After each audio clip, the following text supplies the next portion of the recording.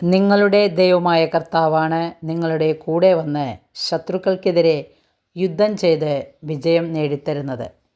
നിയമാവർത്തന പുസ്തകം എന്നുള്ള വായന 20-ാം അധ്യായം 4-ാം തിരുവചനം.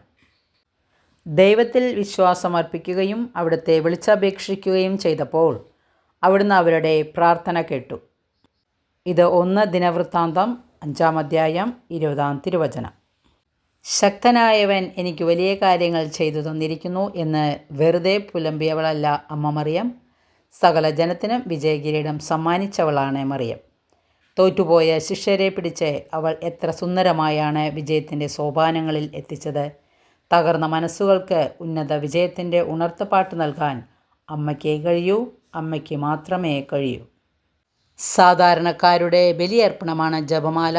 ആപത്തുണ്ടാകുമ്പോൾ അഖണ്ഡ ജപമാലയിലൂടെ ദൈവിക സംരക്ഷണം നമുക്ക് നേടുവാൻ സാധിക്കും. വിജയം കൊണ്ടുവരുന്ന അമ്മയെ നമുക്ക് കൂട്ടുപിടിക്കാം. വചനത്തിൽ വിശ്വസിക്കുക, വചനമനുസരിച്ച് ജീവിക്കുക. സർവശക്തനായ ദൈവം നമ്മളെ അനുഗ്രഹിക്കട്ടെ. വചനം ഇഷ്ടപ്പെട്ടെങ്കിൽ ലൈക്ക് ഷെയർ ചെയ്യണമേ. Okay, thank you.